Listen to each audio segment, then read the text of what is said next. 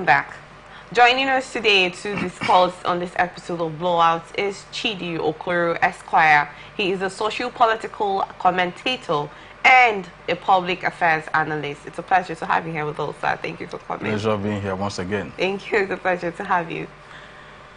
Multiple attacks by Boko Haram terrorists in the southern Borno senatorial districts, particularly in Damboa and Chibok, which resulted in the deaths of dozens and the destructions of churches and residential houses in Bamzi, Yinglang, Shikaki, and other communities. A fresh attack was reported in Yemrim Woods, a village of Chibok. I'm sorry if I did not get that right. An investigation has revealed that most of the 40 victims who were killed in Domba riverine community of Baga, Kukawa local government area in Borno State were dry season farmers from Gwaza local government area of southern Borno senatorial district, which is now witnessing a series of deadly Boko Haram attacks and looting of hard-earned agricultural produce by peasants and resilient farmers. We are much traumatized from the beginning of this year as Boko Haram terrorists resurfaced and have been perpetrating serious casualties on our communities in Chibok and others, the source said. It is by the grace of God Almighty that I and my family escaped and ran into the bush for safety as the armed insurgents invaded the village this evening. As it is for now, we have fled out of the village, but most of our people, including the aged ones, are still trapped in the ensuing sounds of gunshots. It is only God Almighty who will determine the kind of devastation the attacks will inflict on those trapped right now.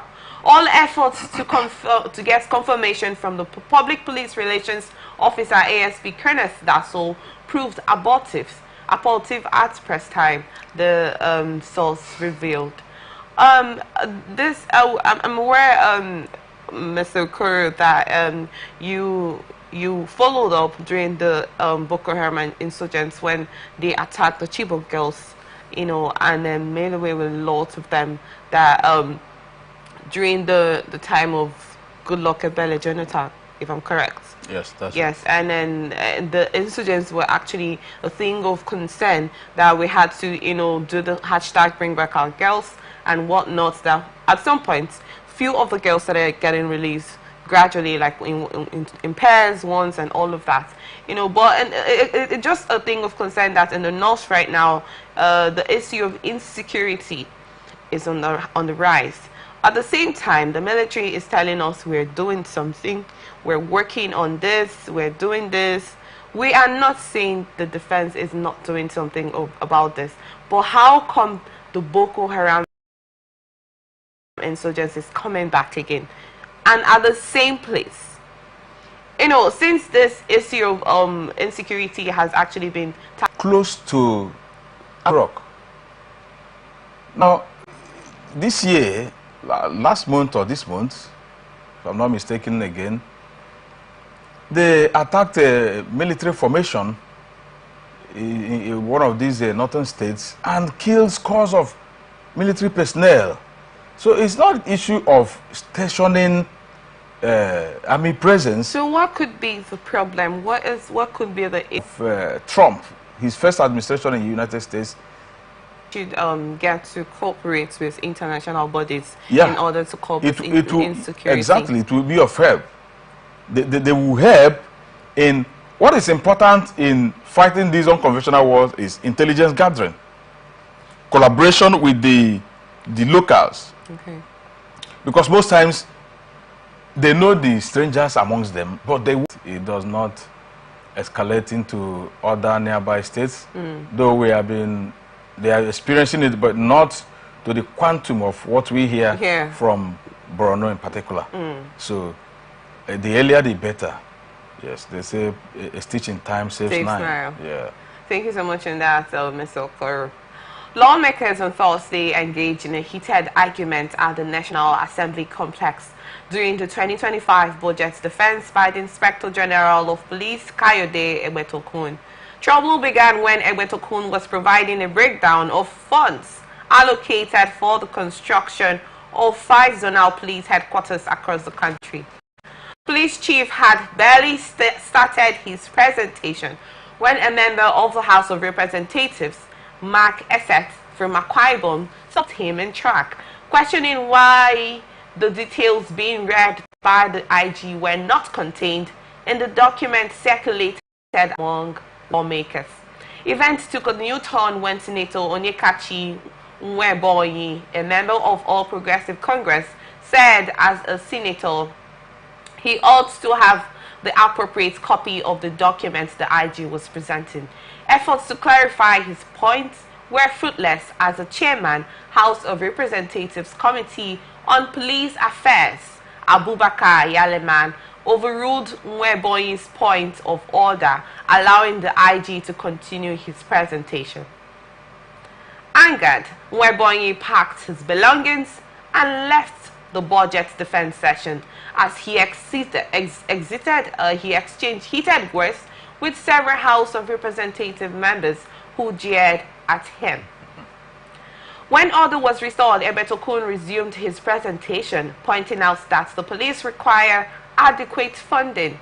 On recruitment, Ebetokun disclosed that President Bola Tinubu increased the yearly recruitment quota from 10,000 to 30,000, a move he said would significantly enhance the force's performance. He urged the National Assembly to assist the police in delivering on their mandate, stressing that otherwise we are entirely dependent on budgetary allocations. We are glad that this committee has recognized the gross underfunding of the police, he stated.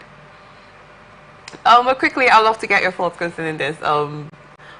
Barrister, if I would be glad if the increased funding could stop police extortion on the Nigerian roads.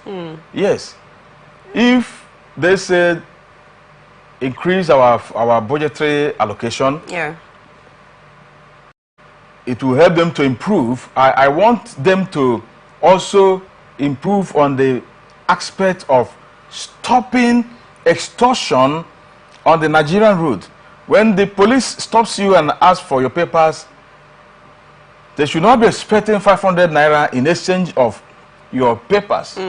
They should look into the papers when this budget is actually improved upon. Yes, I will be glad to see that.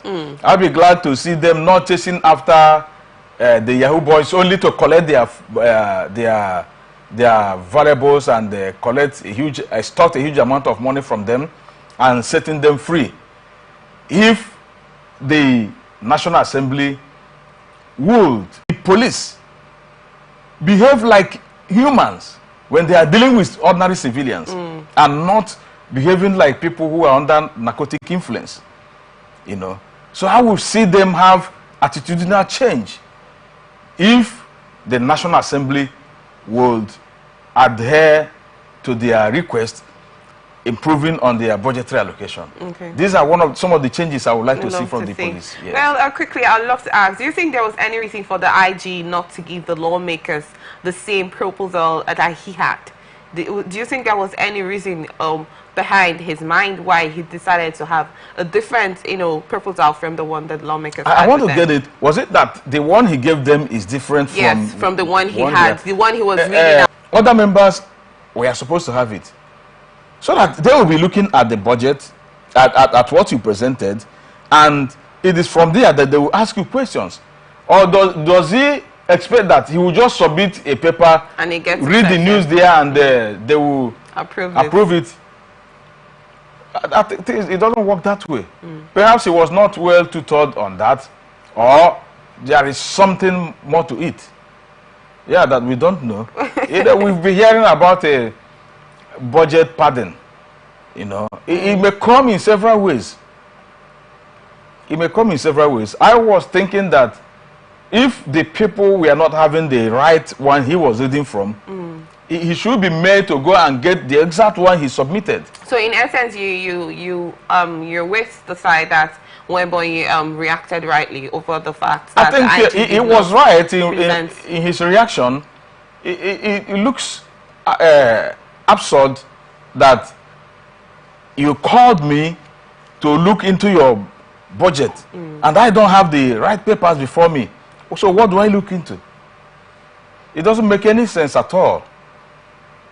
So Webonyi was very right in staging a workout, so the show-off wasn't actually necessary at that time. Yeah. Well, in as much as, yes, we know the altercation actually got to an extent where the IG did not present the rights proposal. In essence, where the rights proposal were given out, you made mention of, even though they were given, they presented the rights proposal and it gets passed or approved, they should focus more on that and not the extortion from Nigerians, yes, extorting and assaulting Nigerians. But do you think there will be a stop to that? You know, it has become a perennial, got to be a reorientation.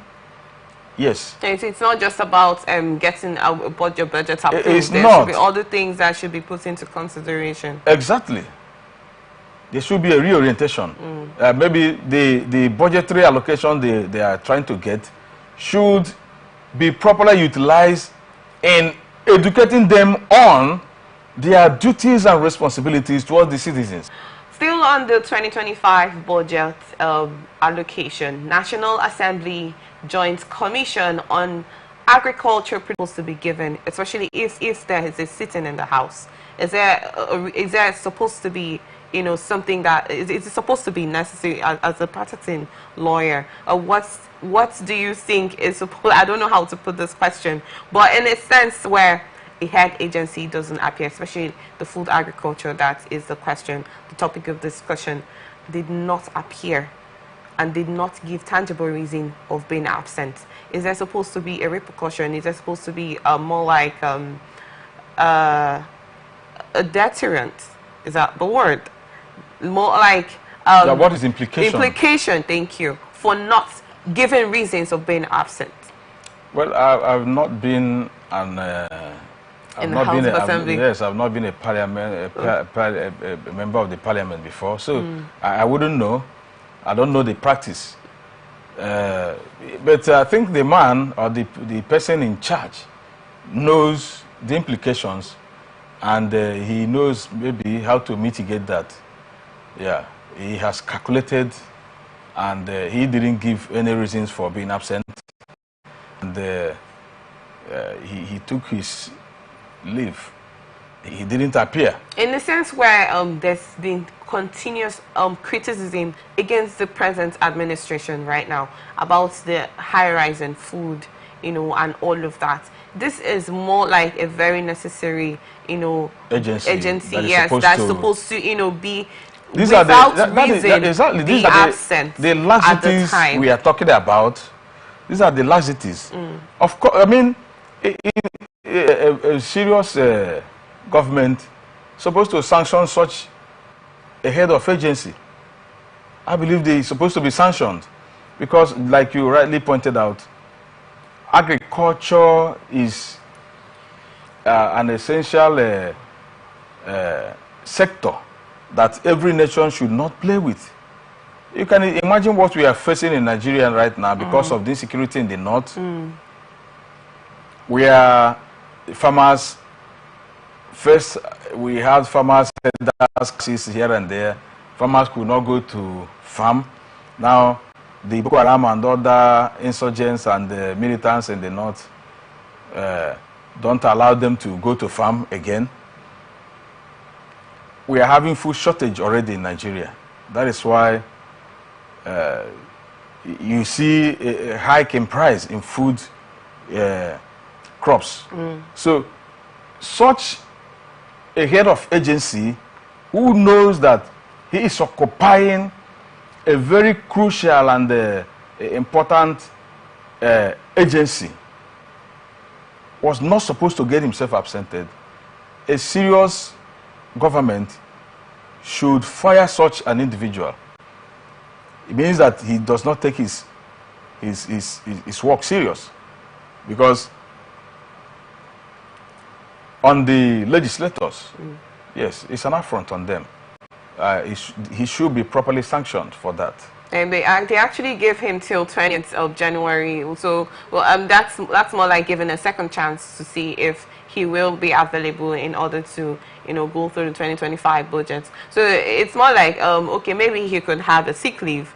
But in as much as there could be reasons that we do not know, isn't it a necessary thing to be done that you take, even at a formal workforce, if you need to take absent from a particular organization, you tender a letter for being absent for a period of time and the reasons why you're absent. But in issue like this, like you talked about the crucial, position that he occupies, no reason was given, all of that. So it's more like anybody can just decide at any agency, any department, any minister can just come up and say, I'm not going to, be available for a particular sitting and all of that, and it can just fly.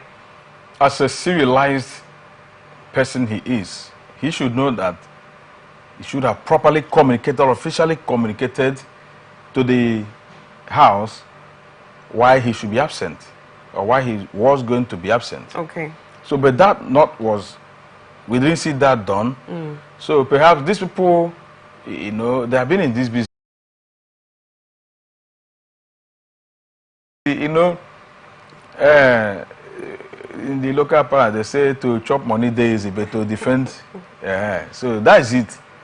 It's easy to, you can misappropriate funds, but to defend it is the issue. So defending that is not an easy thing, because we know, all of us, we know that most times they present a very ridiculous amount. You begin to wonder, these things, how are they going to be utilized? The ones given to them before, how were they utilized? Yes. Are we seeing the effects? We, the ordinary citizens, are we feeling it? All the budgetary allocations to these sectors, different sectors of the economy, are we feeling the impact? Most times when you ask the ordinary Nigerians, they will tell you that whether the government is existing or not, they are existing for themselves, because they are not feeling the impact of all these things. So that is why sometimes people don't even give a budge about what they do, whether they are different. If you ask most Nigerians, they don't even know whether there's anything called budgetary defense going on right now, because yes, they feel alienated from the like going on in the country. Most Nigerians don't feel the impact, so it doesn't concern them. Yeah, so I think the government should come down to the grassroots and make Nigerians feel their good governance. Talking about this, Nigerians not being involved or not knowing what's happening with the 2025 budget, I actually had a quick discussion with someone today. I'm like, when was the last time you read the newspaper? Do you actually know what's really going on? And it's like, I don't know. I don't want to know. Because what's the need of getting involved in matters that I know will not affect me positively? My thoughts or whatever, reading about it doesn't really concern. And described as essential by global experts, including himself. His Highness, given his background in economics, has a unique responsibility to contribute constructively rather than undermine reforms aimed at collective progress, because he feels estranged from his friends in government. We urge the Emir to rise above personal interest and partisan undertones and prioritize the greater good of Nigerians, he reiterated. Rebuilding Nigeria requires unity, focus, and sacrifice from all stakeholders. As a government, we urge esteemed leaders to refrain from rhetorics that undermine public trust. Instead, they owe it a duty to champion the collective goal of a prosperous Nigeria. Yesterday, we had a discussion that the Emir of Kano, Sanusi, came out and said that he will not tender any piece of advice to the president administration, Bola Ahmed Tinubu-led administration, that he will not give it, even though they are friends. even though the administration is his friends, he will not give any advice because he feels that if he does give it out, it will yield positive results. It would make Nigeria better. You know, so he decides on his own that but in as much as he feels it would make Nigeria a better place, he will not still give it because the present administration has... Sanusi has been embattled in the emirship tussle, if you remember. So he felt that his friends in the government should have used their connection to help him out.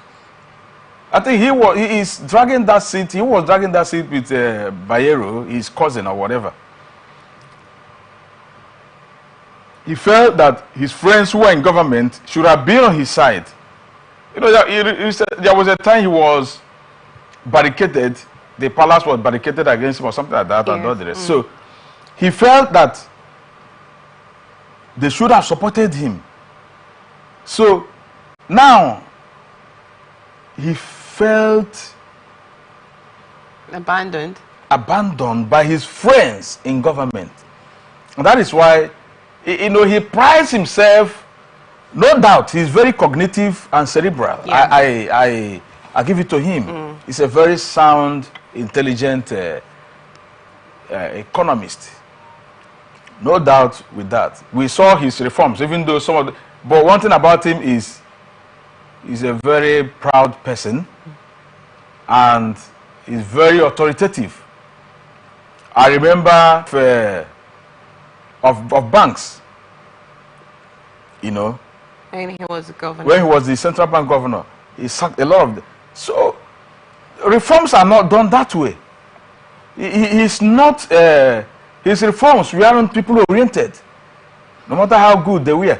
So in this, I am backing the federal government for calling his bluff, calling off his bluff. You see, whether he is this, whatever thing he feels he is inconsequential. We can do without if the government, if the people employed in the government know the onions, they can do without him. But I wonder why he should. I was looking at him the way he was doing it, as if it is only him that has the blueprint of our economic emancipation.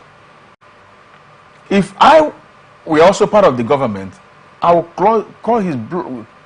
I wouldn't look at whatever thing he can do for me. I will not. Because he was saying it so arrogantly, with pride, as if he's the economic encyclopedia. He's the one that will take off from these woes to El Dorado. Let his knowledge be with him. I won't seek his knowledge. There are ways to, perhaps, like I said, I watched that video several times because I was imagining a man of his pedigree. Voila. Let's go.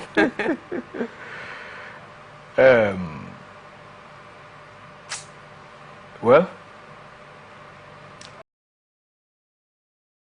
people who actually supported the economic blueprint that Tinubu is using was part of his policies that he supported. Okay. And why not, if you have anything you think is not going well, as a patriotic Nigerian, why not communicate to the government? But he is using his differences between his friends to him, he wants to punish the whole Nigerians because of the differences he's having with his friends in government. It doesn't I think he doesn't call for that. He doesn't talk good of him as a civilized Nigerian. And considering the position he occupies. He's occupying two positions. He is a head of a particular Islamic sect in Nigeria. Tanji Waya, something, I can't pronounce that. Outside that, and Anemia, a first-class traditional ruler.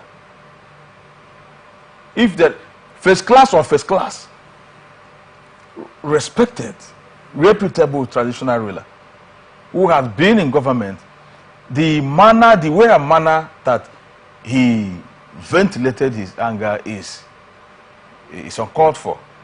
He looks uncultured. Yes. You from all in.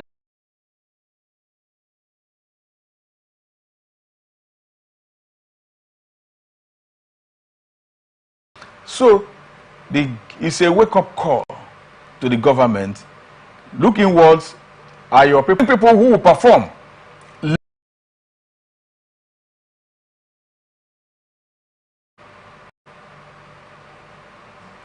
In that instance, you have actually matched your talk with action.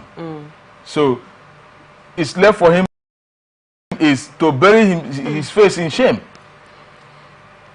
Thank you so much, Ndasa Barrister Okoro. Well, we'll go on a quick break, continue with the rest of the stories. To stay with us.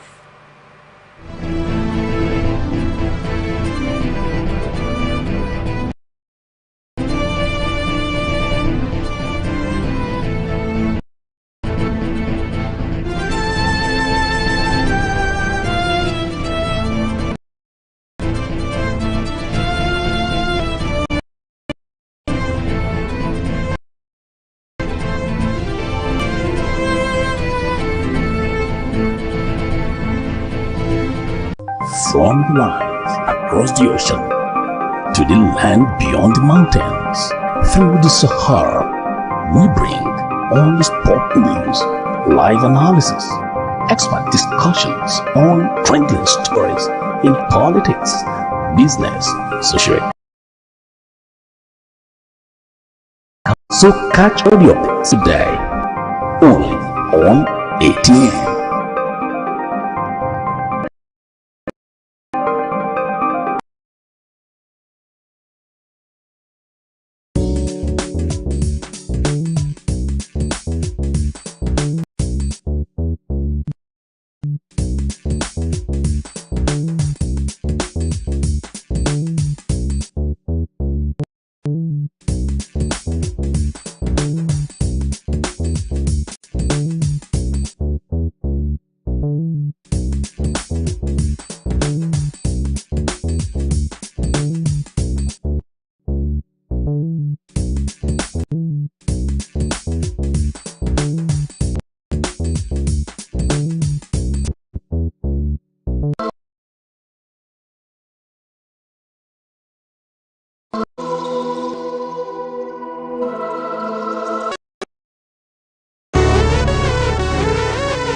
Every day, our lives are changed by history.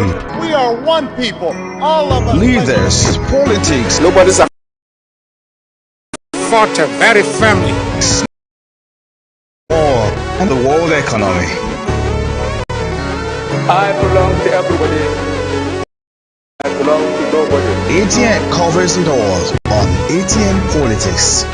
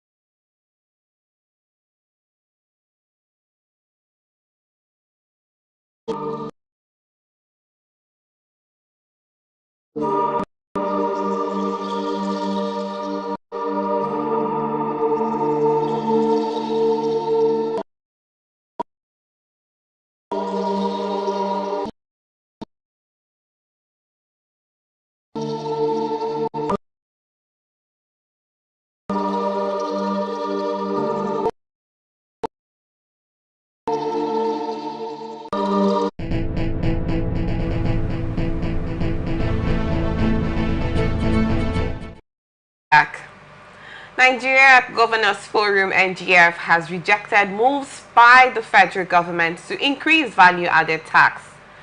The governor Tinubu's controversial tax reform bills.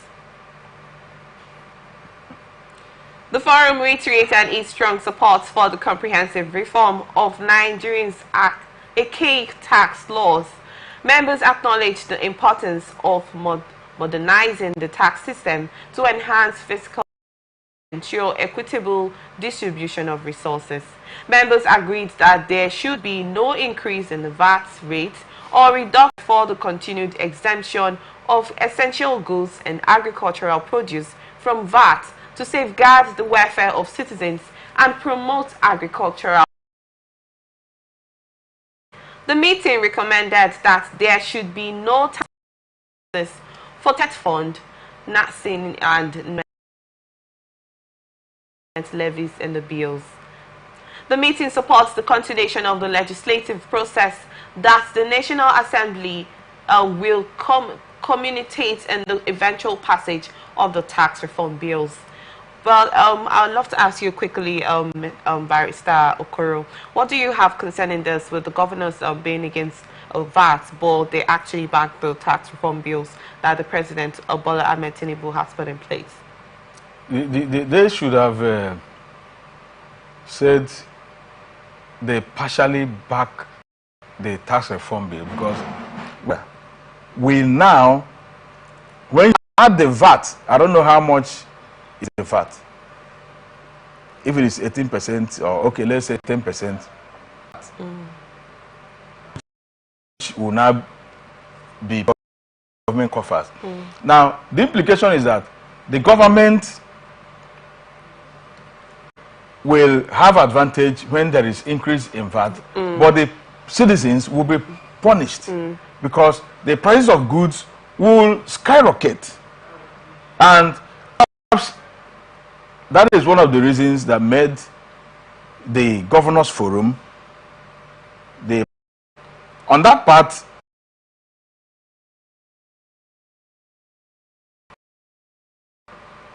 will benefit from that. Okay. But it will negatively.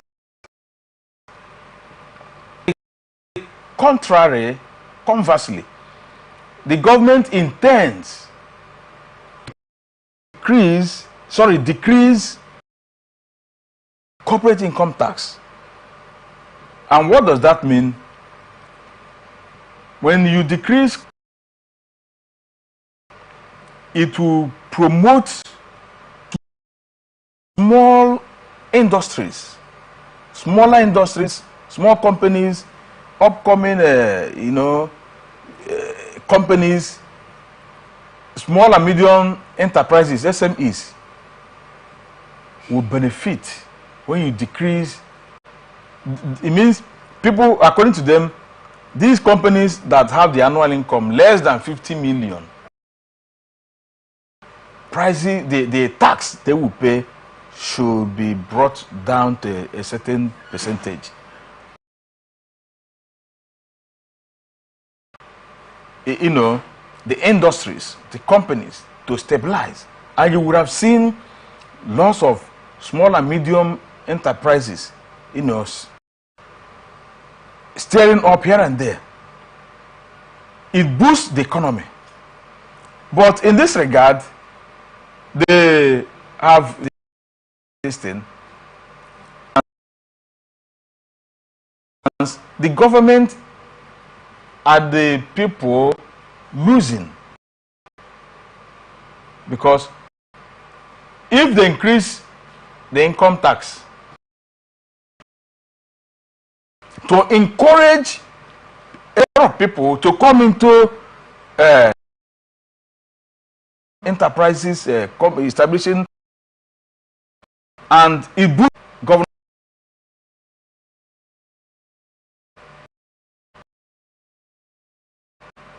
And mind you, these governors very they can also influence the legislators from their zones, from their states, to say this is what we have agreed, you people should be into that. Whereas it's not supposed to be so. They are supposed to be independent based on separation of the separation of powers. But you see, it doesn't work here in this country. The governors control the legislators. Executive controls them. Yeah, because of perhaps, I don't know, you may know. Well, thank you so much on that. So, in your thoughts, the increase in VAT is actually not a considerable one because it affects the public. It affects them negatively. Negatively. Yes. But what do you have to say about the reform bills? Yes, you know, I've taken time to study these tax reform bills. And then the fact that most of the northern governors have actually rejected, accepted, you know, saying that it will affect the economic value of the northern states, the northeast. Yeah, because of you know, the bill, the sharing formula, it didn't actually favor them. You understand? In the sharing formula. Okay. So that is why they are kicking against it. That's why they are kicking against it. But now you see the governors forum have keyed into that. Yes, they have keyed into that. Because I think the idea was that where the company is cited, that is where, not where the consumption takes place, but where the company, the industry is cited. That is in the state. That is where the company, the industry are domiciled. They are the so they have seen that, you know, most of these companies are domiciled in Lagos and the southern, and the goods are taken all over the country. They are not going to benefit from that, even though you pay the tax there, but the tax you are paying goes to others, so that's why they're kicking against it. Okay. Yes. Daily crude production in Nigeria hit 1.507 billion barrels in December. The OPEC report noted the Dangote refinery at 650,000 barrels per day. Capacity is 246. It's 256 barrel more than land. Also, Rotterdam in the Netherlands has 380,000 capacity. The ongoing operational ramp-up efforts at Nigeria's new Dangote refinery and its gasoline national markets will lie on the European gasoline markets. Continued gasoline production in Nigeria, a country that has relied heavily on imports to meet its domestic fuel needs in the past, will most likely continue to free up gasoline volumes in international markets, which will call for new destinations and flow adjustments for the extra volumes going forward, OPEC stated. Well, do you agree with OPEC that the Dangote refinery affected the European markets? Because according to what Dangote has stated, I am not going to cite him.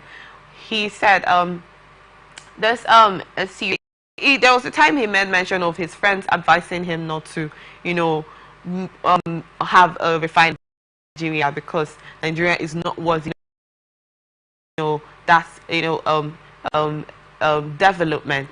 But it's more like there's not like he's always having this, even from NNPC. There was a point that they refused him from, you know, getting from the refinery he imported from the United States of America. Now OPEC is coming to say that Dangote refinery has affected the European markets.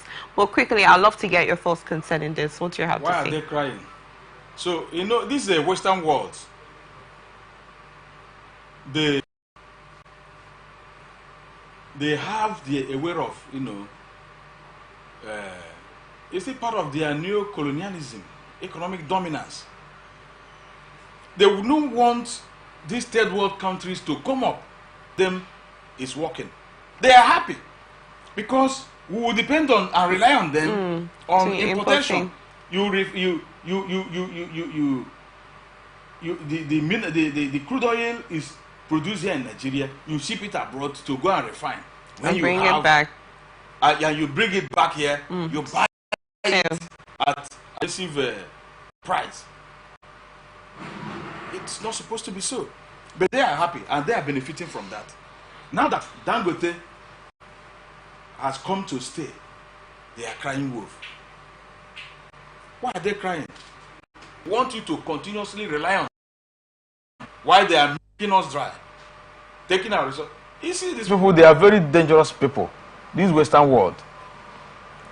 Most times they tell you, come and borrow money, borrow from, borrow money. I don't want to begin to mention their names. You go and borrow paper, and you give them resources. That's what they do. They will print paper and give to you. Call it hard currency, dollars or euros. They will print it and give to you. You carry. Now, how are you going to pay? You pay them with your mineral resources. Value. With more has value. What is that in that paper? Can't we print any paper here? You can't print dollars here. You can't do what? So, okay, since a particular one has come up to say, okay, I am ready to sell out. It's in a better way. Bars benefiting the few bars benefiting from a suffering of the masses. We know to thrive. Are you not? You know, he was the one that made us to know that people that have refineries in Malta and all the rest, because he was pushed to the performance, and that's how it works. You know, whatever few cabals have interest on, they will make sure that permanent interest is sustained, while the masses will continue to suffer. They don't care. The owners were not mentioned till date. It's these individuals that have been blinded by wealth. They keep acquiring and amassing this wealth